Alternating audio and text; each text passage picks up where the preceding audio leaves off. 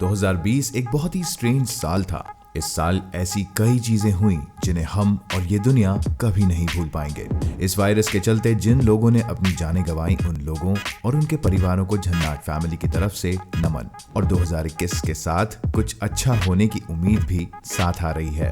For the starters, हमारा video आ गया, तो एक बड़े से हैप्पी न्यू ईयर के साथ शुरू करते हैं आज का ये video. A very happy new year to all of you.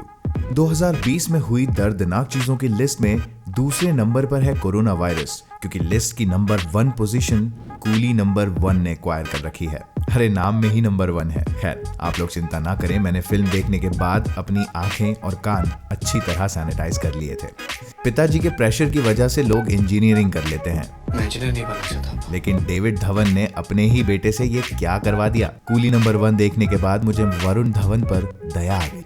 अक्टूबर और बदलापुर जैसी फिल्मों को देखने के बाद भी इस बंदे को कोई डिजर्विंग फिल्म क्यों नहीं दे रहा। अच्छी और बुरी फिल्मों की बात हमने पुराने वीडियो में तो की ही थी, पर आज का वीडियो थोड़ा स्पेशल है।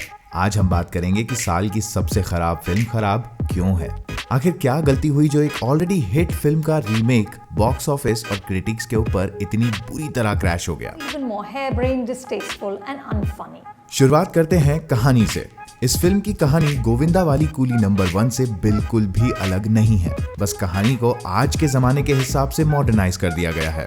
1995 में आई गोविंदा की फिल्म उस जमाने में एक बहुत बड़ी हिट थी, मगर सेम कहानी को लेकर इस जमाने में फिल्म बनाने की जरूरत ही क्यों पड़ी। कुछ अच्छे राइटर्स की स्क्रिप्ट्स को यदि पढ़ा जाता तो बहुत सारे पैसे और इज्जत धवन परिवार की बच जाती और कोई नया कंटेंट भी हमें देखने को मिल जाता। बॉलीवुड में दूसरी फिल्मों के रीमेक्स कम थे जो डायरेक्टर्स अपनी ही फिल्मों के रीमेक बनाने लग गए। पहली बात तो यह है कि ऐसी फिल्म जिसमें गोविंदा और कादर खान जैसे बेहतरीन एक्टर्स ने काम किया, वो कहानी 1995 की ऑडियंस के लिए एक परफेक्ट फैमिली एंटरटेनमेंट थी। इस कॉमिक डुओ के नाम से ही उस जमाने में फिल्में चल जाया करती थीं, मगर आज के जमाने में उस कहानी का सर्वाइव करना मुश्किल है। आजकल ट्विटर और फेसबुक पर किसी भी इंसान की जन्मपत्री पकड़ी जा सकती है और फिल्म की कहानी में सारा के पिता जेफरी रोजारियो वरुण का एक छोटा सा झूठ नहीं जान सके कि वो दो नहीं एक ही इंसान है। जेफरी की स्टूपिडिटी की हद तो तब होती है जब जावेद जाफरी का कैरेक्टर सिर्फ एक मूंछ और एक घटिया से साउथ इंडियन एक्सेंट से ही सारा के पिता जेफरी को पहचान तक नहीं आता। इससे ज्यादा काया पलट तो बचपन में हमारा नाई कर दिया करता था जब कटोरा कट करवा कर हम घर पहुंचते थे। खैर, फिल्म के एक सीन में राजू कूली और उसका दोस्त दीपक राजू का एक झूठा सुसाइड प्लान करते हैं और जब पुलिस आती है तो बिना तहकीकात के ही राजू को मरा हुआ घोषित कर देती है। यार, इससे ज्यादा इन्वेस्टिगेशन तो सीआईडी के एसीपी प्रद्युमन कर लेते हैं। खैर, फिल्म की कहानी ऐसे ही लूप होल्स से भरी हुई है जो आज के जमाने की रियलिटी और आईक्यू लेवल से कोसों दूर है। इस फिल्म को देखकर हंसी तो छोड़िए, उल्टा रोना आ जाएगा कि क्यों ये फिल्म इस धरती पर है ही क्यों। हर बार ओल्ड इज गोल्ड वाली कहावत सच नहीं हो सकती भाई। उसका सबसे बड़ा एग्जाम्पल कूली नंबर 1 है। इस फिल्म की कास्टिंग भी एक बहुत बड़ा डिजास्टर है। गोविंदा जैसे मजे हुए एक्टर की जगह वरुण को लिया गया, जिसे इस तरह की कमर्शियल फिल्मों से सिर्फ ओवर एक्टिंग ही करनी आती है। और जहां तक सारा अली खान की बात है तो उनकी कमाल एक्टिंग का एग्जाम्पल लव आजकल में ही हम देख चुके हैं। क्या हो गया जोई? तुम मुझे तंग करने लगे। फिल्म की सपोर्टिंग कास्ट जैसे परेश रावल, जावेद जाफरी, राजपाल यादव और जॉनी लीवर सभी लोग अपने काम में माहिर हैं, पर फिल्म की कहानी की वजह से उन्हें भी ओवर एक्टिंग करनी पड़ी। और यदि बात करें 1995 की कूली नंबर 1 की, जहां कादर खान, सदाशिव अमरापुरकर, शक्ति कपूर और टीकू तलसानिया जैसे एक्टर्स थे जो लोग अपनी कॉमिक टाइमिंग और बेहतरीन एक्टिंग के लिए फेमस थे, उस जमाने की कॉमेडी फिल्म्स में ये चेहरे हमें अक्सर दिख जाया करते थे।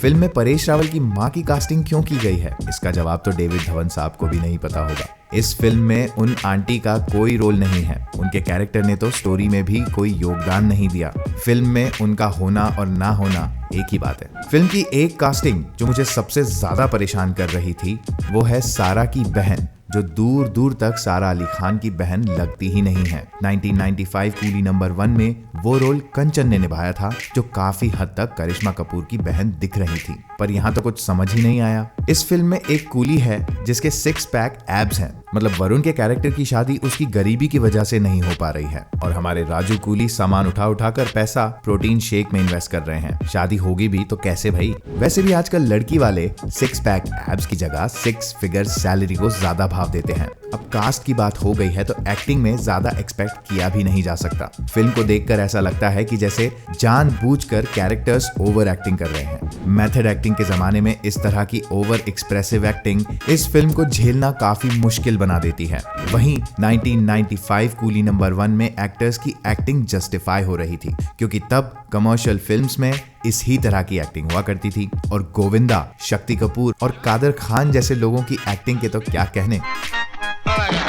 इस फिल्म की सपोर्टिंग कास्ट को वीक तो नहीं कहा जा सकता, पर यहाँ तो डायरेक्टर का विजन काम करता है। वो चाहे तो नवाज जैसे एक्टर को भी खराब एक्टिंग करने पर मजबूर कर सकते हैं, पर यहाँ खराब एक्टिंग का पूरा क्रेडिट फिल्म की वीक स्टोरी और प्लॉट को ही जाएगा।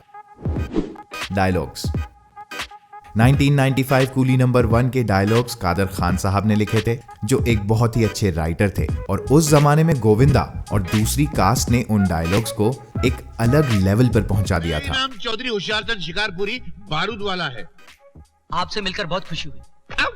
क्या चलते हो? लेकिन इस फिल्म के डायलॉग फरहाद सामजी ने लिखे हैं, जिन्होंने पुरानी फिल्मों के ही डायलॉग्स को और भी क्लीशे बनाकर इस फिल्म में जबरदस्ती घुसेड़ दिया है। इस फिल्म की कास्ट ने उन डायलॉग्स का असली रूप, जो कि पॉटी है, बहुत अच्छे से दिखाया है। इस फिल्म के डायलॉग्स भी बड़े घटिया हैं जो फरहाद सामजी ने लिखे हैं। फिल्म में वरुण धवन डबल रोल का ढोंग करते समय मिथुन दा की कॉपी करते हैं, जो शायद दुनिया की सबसे खराब मिमिक्री होगी। वरुण को मिथुन दा की मिमिक्री करते देख मुझे लिटरली ऐसा लग रहा था जैसे बस इसके गले की नस फटने वाली है और खून निकलने वाला है। और तब भी परेश रावल का कैरेक्टर वरुण की उस चाल को समझ नहीं पाता है। 1995 कूली नंबर 1 ने जब एक कूली के टपोरी एक्सेंट को पकड़ा, तब सचमुच एक डिफरेंस हमें देखने को मिल रहा था।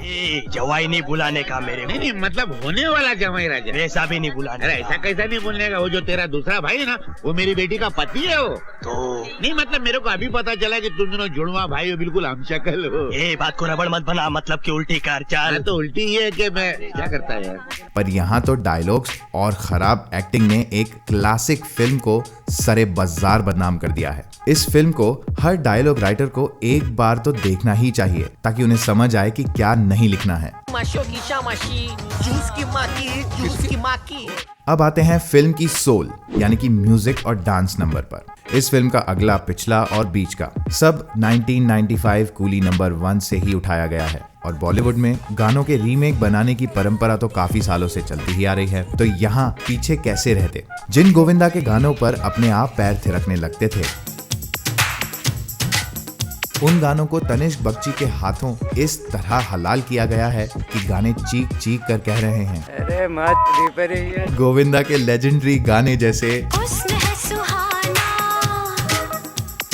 मैं तो रास्ते से जा रहा था, जिस पर गोविंदा का डांस देखकर हमारा डांस निकल जाया करता था। उन गानों का ये हाल देखकर दिमाग खराब हो गया। खैर, दिमाग खराब तो फिल्म की शुरुआत से ही हो गया था, क्या करें, फिल्म ही इतनी शानदार है।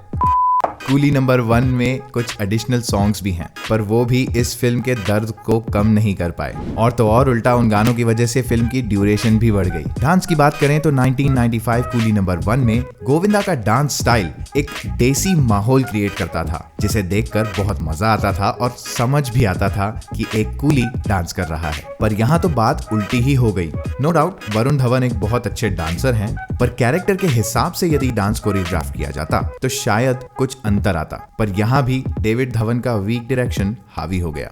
एक फिल्म डायरेक्टर के विजन से बनाई जाती है, लेकिन अगर विजन कमजोर हो तो फिल्म को बिगड़ते ज्यादा टाइम नहीं लगता, और यहाँ यही हुआ। फिल्म में डिटेलिंग और मजबूत स्टोरी ना होने की वजह से ये फिल्म लोगों को पसंद नहीं आई। और जब फिल्मों को इस तरह से पुरानी फिल्म से कॉपी करना ही था तो पुरानी फिल्म को ही रिलीज कर दिया होता भाई, बहुत सारे पैसे और टाइम बच जाता, और शायद गोविंदा के नाम से फिल्म पैसे भी कमा लेती। कूली नंबर 1 की खास बात यह है कि 1995 में आई फिल्म भी 1991 में बनी सेम नाम की साउथ फिल्म का रीमेक थी, यानी 2020 वाला वर्जन एक रीमेक का रीमेक है। ये तो रीमेक्स का इंसेप्शन हो गया यार।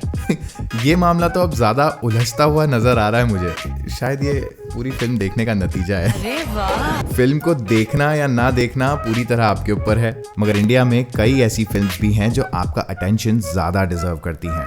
यदि आप चाहते हैं कि कूली नंबर 1 जैसी फिल्में आगे भी बने तो बेशक उन्हें सपोर्ट करें। मैं तो घंटा नहीं करने वाला।